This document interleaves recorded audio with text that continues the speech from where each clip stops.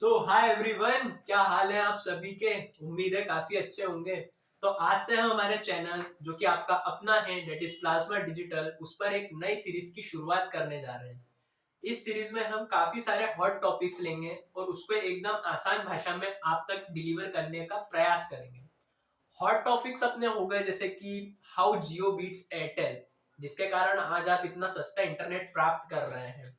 How physics Wallah captured Kota in the field of education that is IIT JEE NEET medical overtaking Allen Career Institute, and how Byju's and Unacademy, the multinational companies, the popular edtech companies are in depth nowadays. So let us come to our today's topic, और आज का हमारा topic है dollar and rupees. Dollar इतना मजबूत क्यों है और भारतीय रुपया इतना कमजोर क्यों है, इसको काफी आसान भाषा में आज हम समझने का प्रयास करेंगे। ये जो वीडियो रहेगा ये हिंदी लैंग्वेज में रहेगा, कहीं कहीं कुछ टर्म्स इंग्लिश में यूज करेंगे ताकि यूजर फ्रेंडली रहे। ठीक है। तो डॉलर एंड रुपया कंसिडर करो एक एग्जांपल। एग्जांपल एंशिएंट टाइम का, दैट इज इंडस वैली के टाइम का। इस टाइम क्या होता था, बार्टर सिस्टम चलता था। Barter system in the sense, आपको 1 किलो गेहूं लेना है, उसके बदले में आप सामने वाले को कॉटन दे दो। कॉटन नहीं है आपके पास, चावल है, तो चावल के बदले गेहूं ले लो। वो भी नहीं है आपके पास, कोई सी सब्जी है जैसे लौकी कद्दू, उसके बदले में गेहूं ले लो। पर ये सिस्टम ज्यादा समय तक चल नहीं पाया और ये यूजर फ्रेंडली नहीं था। यूजर फ्रेंडली क्यों नहीं था? क्योंकि स्टोर करने की समस्या आती थी। अब मान लीजिए आपको 1 किलो गेहूं लेना है, तो बदले में आपको 1 किलो कद्दू देना पड़ रहा है। यानी कि इतना बड़ा कद्दू आपको 1 किलो गेहूं के बदले देना पड़ रहा है। एक साल में मान लो आप एक व्यक्ति हो तो एटलीस्ट 200 किलो गेहूं की रोटी आप खा जाते हो। अब 200 किलो गेहूं मतलब 200 किलो कद्दू, यानी कि एक पूरा कमरा भरा जाएगा कद्दुओं से। और एक व्यक्ति नहीं है, अगर आपके परिवार में 6 व्यक्ति हैं, 1200 किलो गेहूं यानी 1200 किलो कद्दू, यानी कि 6 कमरे भरा गए। स्टोरेज की प्रॉब्लम हो गई। उसके बाद कद्दू का यूज इतना होता नहीं है, कोई खाना ज्यादा पसंद करता नहीं है, तो कद्दू भी खराब हो गया। यानी कि ओवरऑल नुकसान किसका हो गया? सामने वाले व्यक्ति का। तो एक बीच का रास्ता निकाला। बीच का क्या? मॉडर्न डे का रास्ता निकाला, that is currency. Currency in the sense कि डॉलर है, रुपया है, चाइना की जो भी है, उसके बाद यूरो है, फ्रेंच है, एक्सेट्रा एक्सेट्रा। तो अब डॉलर इतना मजबूत क्यों है और पैसा भारत का जो है वो इतना कमजोर क्यों है, इसके लिए अपन एक और एग्जांपल समझेंगे। लाइक कंसिडर करो आज की तारीख में 10 ग्राम सोने की कीमत क्या है। On an average 45,000। वही सपोज करो 10 ग्राम चांदी की कीमत क्या होगी? 4500 समथिंग। इससे ज्यादा नहीं होगी, कम ही होगी। तो कितना अंतर है दोई के बीच में? 1/10 का। Are you getting? 1/10 का अंतर आ गया दोई में। तो ये जो गैप है ना, यही एक करेंसी को प्रायोरिटी देता है और दूसरी करेंसी को नीचे ले आता है। एक करेंसी ऊपर उठ जाती है, दूसरी करेंसी नीचे धड़ाम से आ जाती है।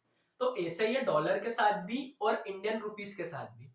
अमेरिका के पास क्या है? डेवलप्ड कंट्री है, इंफ्रास्ट्रक्चर अच्छा है, काफी सारी मल्टीनेशनल कंपनीज वहां पे काम करना चाहती हैं, हर व्यक्ति स्टार्टअप करना चाहता है, यानी इन्वेस्टमेंट उनके पास भरपूर है। प्लस उनका जो मुद्रा भंडार है, फाइनेंशियल एसेट्स जो है वो भी काफी भरा पड़ा है। गोल्ड है, प्रीशियस स्टोन्स हैं, एंड इन्वेस्टर का पैसा है, बाहर से लोन मिला हुआ है, एक्सेट्रा एक्सेट्रा। तो ऑटोमेटिकली जो उनका मुद्रा भंडार है वो भारत का एटलीस्ट 15 to 20 टाइम्स होगा। और भारत का ही नहीं, दूसरे देश जैसे चाइना ले लेते हैं, उससे करीब 10 टाइम्स ज्यादा होगा। जर्मनी से करीब 6 टाइम्स ज्यादा है। इसलिए ओवरऑल डॉलर जो है वो एक इंटरनेशनल करेंसी बनी हुई है और पावरफुल करेंसी है। वहीं इंडिया में क्या है? पॉपुलेशन ज्यादा है, इंफ्रास्ट्रक्चर डेवलपमेंट इतना हुआ नहीं है, कंपनी बाहर से आती है तो सेटअप नहीं कर पाती क्योंकि टैक्स सिस्टम इतना खतरनाक है भारत का। और भी काफी ज्यादा रीजन है, इसके कारण इंडियन रुपीस कम है। अब इसके फायदे भी हैं और नुकसान भी हैं। फायदा इन द सेंस है कि कंसिडर करो एक बिस्लरी की बोतल इंडिया में 20 रुपए की मिलती है और अमेरिका में $1 की मिलती है। ठीक है। आपने इंडिया से ली 20 रुपए की बिस्लरी की बोतल, 4 बोतल कितने की पड़ी?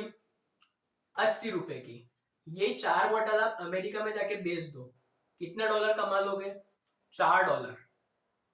समझ रहे हो? एक बार वीडियो को 10-20 सेकंड वापस से पीछे करके समझ लेना अगर समझ नहीं आया हो तो। अब यहाँ से पड़ी 80 की, अमेरिका ले जाके बेच दी $4 में, तो $4 इन्हें ऑन एन एवरेज 320 रुपए। 80 में खरीदी थी, 320 में बेचा है, फायदा कितना हुआ? 240 का नेट प्रॉफिट सिर्फ आपका हुआ। यानी कि रुपए के सस्ते होने का और डॉलर के मजबूत होने का हमको एक्सपोर्ट में फायदा है, इंपोर्ट में फायदा नहीं है। ठीक है, इंपोर्ट में क्या होगा? इंपोर्ट में इसका जस्ट रिवर्स हो जाएगा। अब इंडिया जो है वो इंपोर्ट ज्यादा करता है, एक्सपोर्ट कम करता है।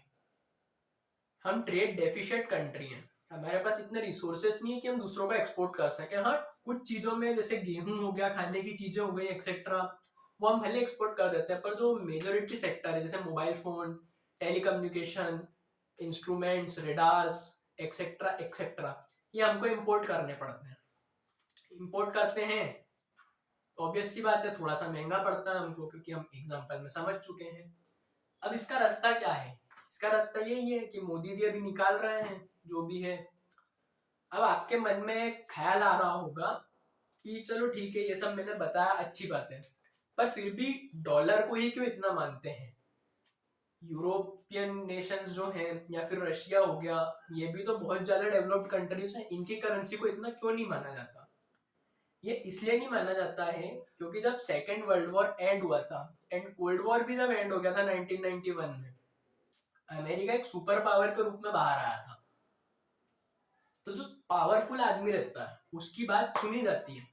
अब मान लो आपको कोई सा काम करवाना है या आपसे किसी को काम करवाना है, मान लो मोदी जी को फोन लगाना है आपको कि भैया ये XYZ आदमी है, इससे मेरे को ये रोड डेवलपमेंट करवानी है, इससे बजट निकलवाओ।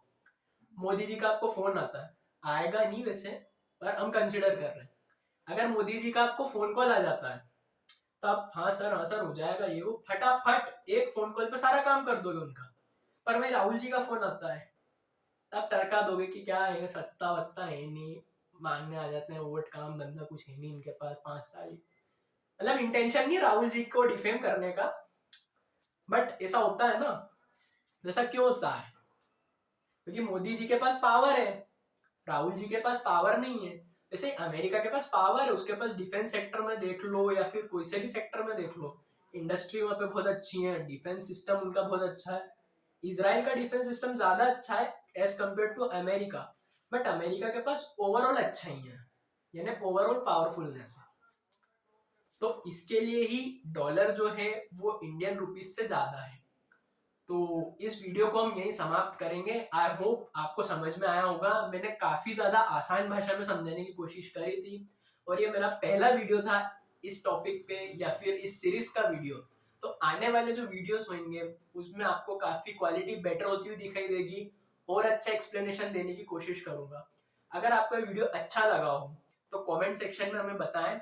मेरा एक दोस्त है अभिषेक शर्मा, उसने पूरा सेटअप करा है, वही एडिटर है इस वीडियो का भी, और शूट भी वही कर रहा है, तो उसका भी बहुत बहुत थैंक यू।